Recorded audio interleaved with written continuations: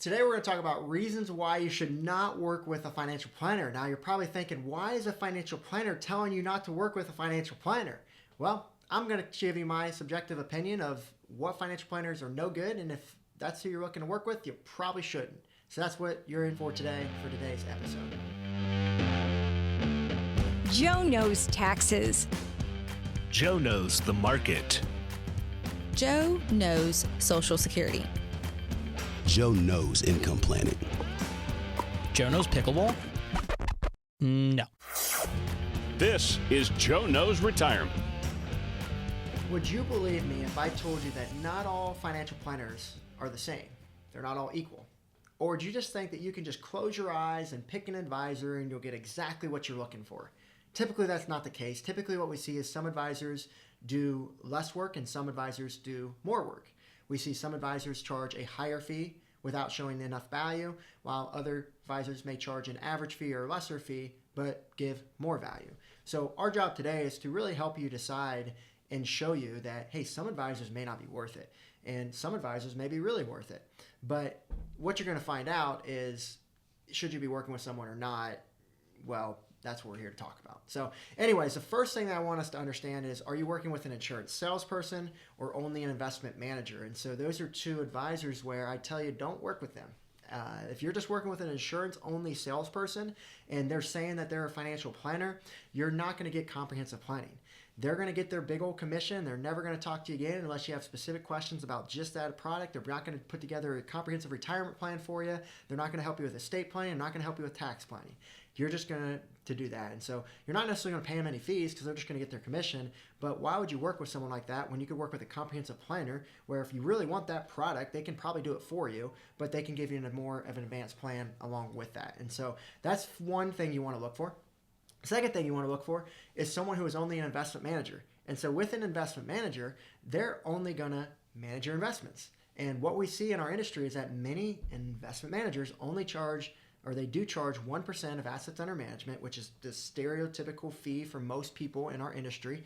And so if they're charging 1% full price on one pillar of planning, I can tell you that you're probably overpaying because there's two options you have. One option is you go do that on your own and you can pay nothing. Another option is you go get professional investment management somewhere else that does it at just a lower cost, because that is possible. You could pay half of that cost or even less by just finding one person that just specializes in that, and it could save you a lot of money. And the other thing to think about with that investment manager is that if they're only doing one of the 5 pillars, in our case, we do estate planning, healthcare planning, income planning, investment planning, and most importantly, tax planning. If with us, most of our clients pay about 1% or less, depending on their situation. You can get 5 things for the price of one. Who's going to do more? Who's going to add more value? Who's going to do more work for you is what you got to consider. So again, my advice for you is, don't work with someone who's just doing investment management for 1%.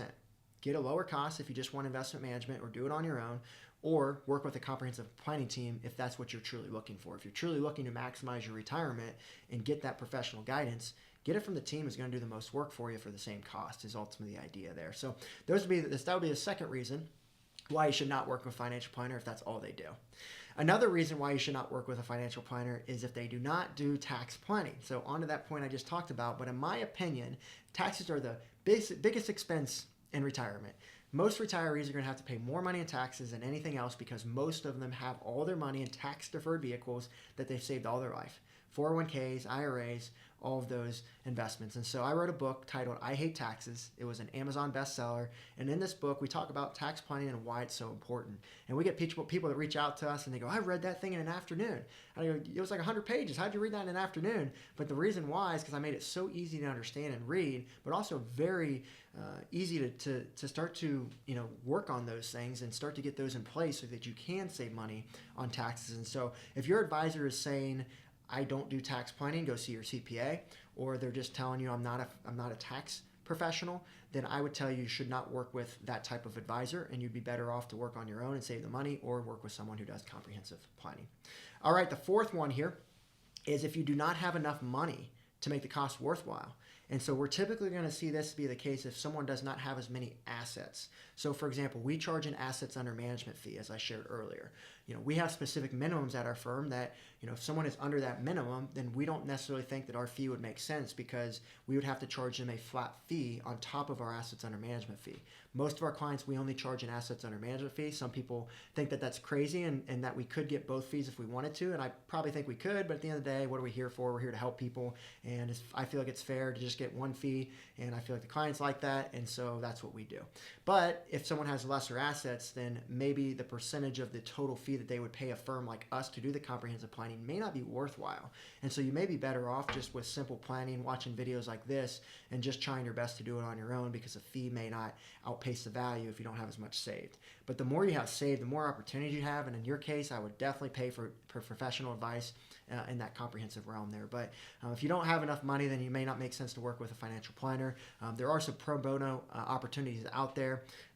Dave Ramsey's got great coursework on that stuff. There's a lot of churches that provide that kind of content.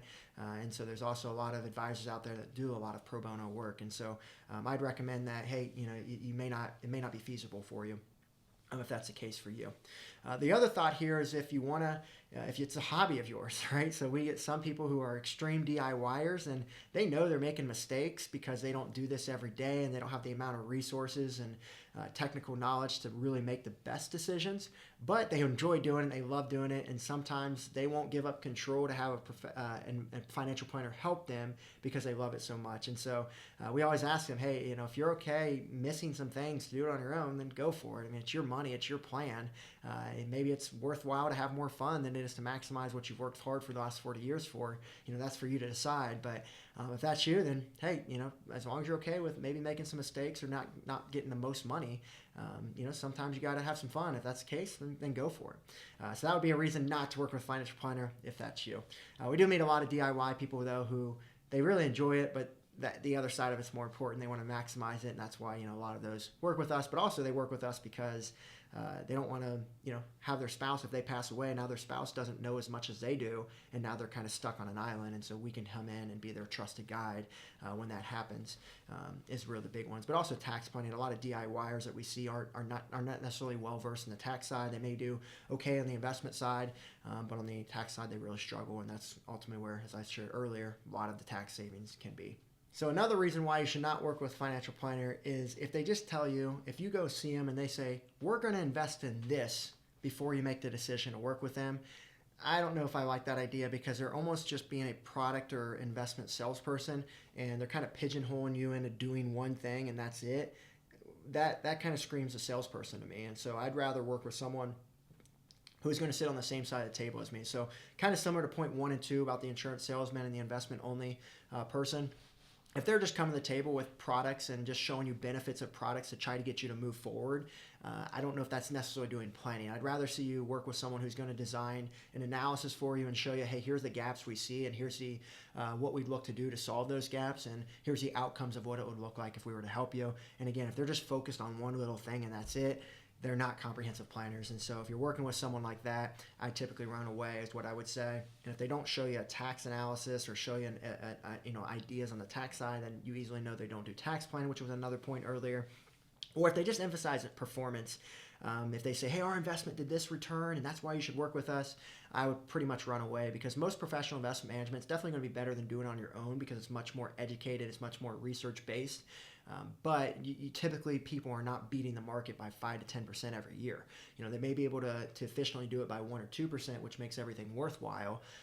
But if they're really leaning into that and telling you we beat the market by X percent, that just kind of scares me, because obviously past performance is no indication of future return, and it's just really, why are you emphasizing something that you don't necessarily have all the control over? Whereas tax planning or the other types of pillars we've talked about, you're going to have more control over the strategy you can implement and really take control of what that is moving forward. So again, or if they say, go to your CPA or things like that, then those are all going to be red flags. So, and if they have no team either, is something, why else would you not work with a financial planner? If it's just one person and they don't have a team behind them, and they're paying full price and they're not doing comprehensive planning, again, I'd rather work with a team who has multiple people there and they have it all in one place. Estate planning there. They've got, they coordinate with your CPA. I think all that's very important. And so I think, again, for the same price, would you rather have 5 people working for you or just one person working for you?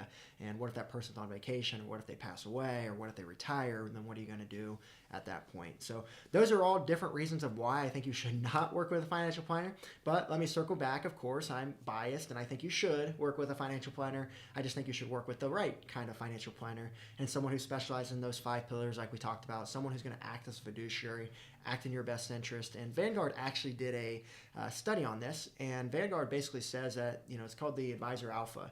And if you work with an advisor that does the right things, they're actually going to perform at, maybe 3% better than you would on your own because of all the little things that they do, including tax planning, rebalancing, asset allocation, tax location of your investments. There's so many things that we can do, from a comprehensive side that can add a lot of value. So I'd really encourage you to look into that if that's what you're looking for.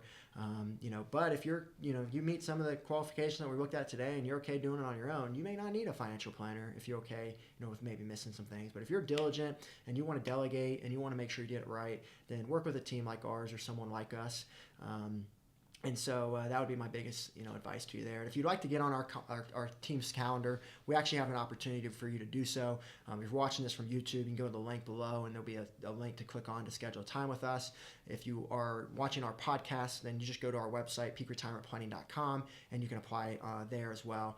And look to schedule a time with us just to see how we can add guidance. And we don't work with everyone. We have specific criteria for our clientele, and we get a lot of people that reach out from all this content that we do.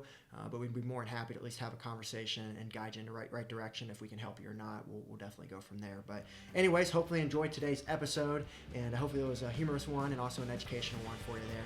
And we will see you on the next one. Since we do not know your specific situation, none of this information can serve as tax, legal, insurance, or financial advice and may be outdated or inaccurate.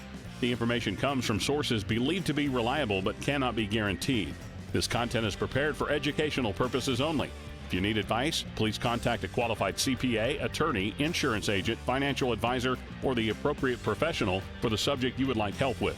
Peak Retirement Planning, Inc. is an Ohio-based registered investment advisor and able to offer advisory services in Ohio and in other states where registered or exempt from registration.